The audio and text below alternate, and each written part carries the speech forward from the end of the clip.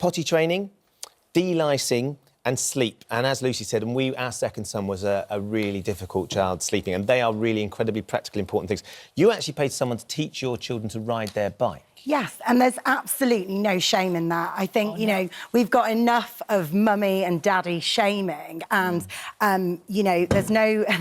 perfect parents don't exist.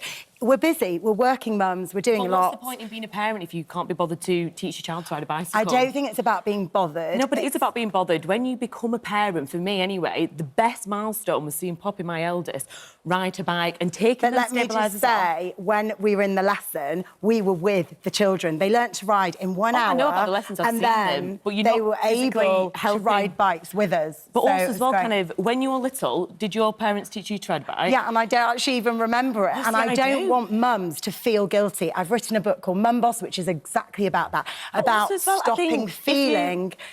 Listen, there's enough pressure as it is. Yeah, of course there's enough pressure, but also as well, when you become a parent, it's part and parcel. You can't just expect to do all the good things and pay someone to do the bad things. Yeah, we're not saying that. I feel like that's what we are saying. Is, you know, I suppose that's what it can look like, can't it? It can look like, you know, the parents turn up for the lovely birthday cake and, you know, the awards ceremonies and the de-knitting and the wiping up of the messes from potty training. Let's hire that to someone else. And that's how it can appear.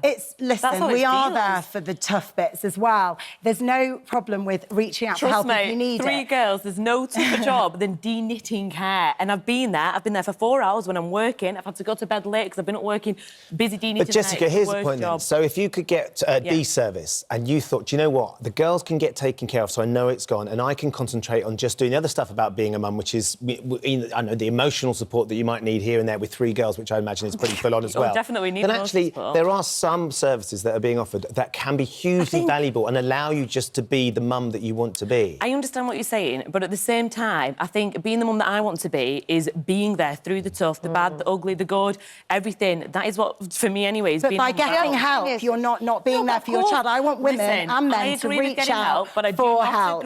That's what I believe in. I agree with getting help. If you're really stressed, you're on the verge of cracking, but come on.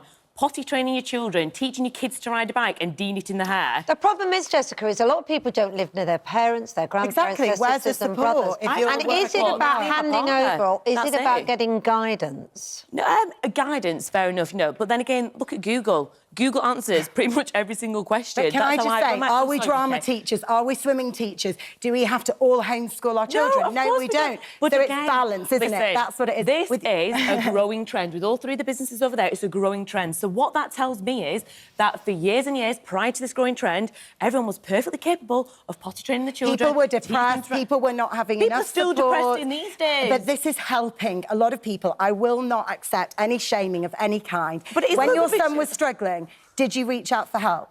In the end, I went online. There was no one that could help me. I went online and it was a mum's net forum in America. And it was about 3 o'clock in the morning and my wife was asleep on the floor in his room and he was happy. But you struggled for many, many months. But would you have paid for help? How satisfying did you find that? Did you find that first night they slept through, did you think, yes, I've done this? It's not as simple as that because they'll sleep through and then they won't. I think, but my argument would be that the one thing I would contest is actually if we could have had somebody come in and help us and we could have got a good night's sleep because we've got another child as well, that would have allowed us to be better parents during the day rather than my wife. Happier I'd come back present from work, and there for the good stuff as well as that said, though, the idea of paying someone to teach your child to ride a bike, there are other things where it's the journey that's really exciting. The end goal is the thrilling moment at the end. But the journey of teaching them and then falling off and picking them up and learning all those things with you by their side. But it's about finding, you know, not everybody's got bags of time, lots of support. Let's just all accept that we've got different opinions, respect one another's different parenting styles, because that's really what my ethos is. Yeah, of course, I completely agree with ethos. Everyone does have different parenting styles, but come on, we're talking here about the basic needs of a child. Nits, my kids had them for years at their former school. I would have loved someone to have come in and done it. I think Amanda wants to say something. Go on, Amanda. Yeah, I'm sat here, you know, I deal with a lot of parents that are absolutely desperate. You know, they've tried everything to toilet train their child and they don't want to send their child to school in nappies. So they're not coming out of being lazy or they're trying to miss out on their child's milestones in their life. They are desperate. You know, you saying, you know, don't get an expert in and send them to school school in nappies. What do you think haven't said that, have I, effect? though? No, but you're saying paying for someone The to come interesting in thing and is- toilet train. It's not. I mean, obviously... It's not often the first resort either. It's the final resort. We have a isn't it? situation where we've got 3 experts whose it's their job and their businesses to help out parents in a way that they need. So, of course, for you, Vicky, it's tricky because you're defending the other side. But the majority of the comments that we've had this morning are all against the idea of parents doing this. We've got a few, certainly a few for. Karen says, if there's a place where you can do a boot camp to potty train, I'd love my daughter to sign up. The world needs this to protect our much-loved carpets. Against the vast majority, though. But the vast majority is against saying, my kids, my responsibility. I'd be ashamed if I had to get somebody else to potty train or deem it my children. Elizabeth said, I'm a professional de-knitter. It's the easiest job. Some lazy people have more money than sense. Wow, Elizabeth. There you go. That's a skill, isn't £50 it? to de-knit your child's hair. That's pre-mortgage. We're sadly out of time, but we do appreciate you coming in. We could have done with a professional referee as well. I'm not sure we and Kat were up to the job. Jessica's firing. But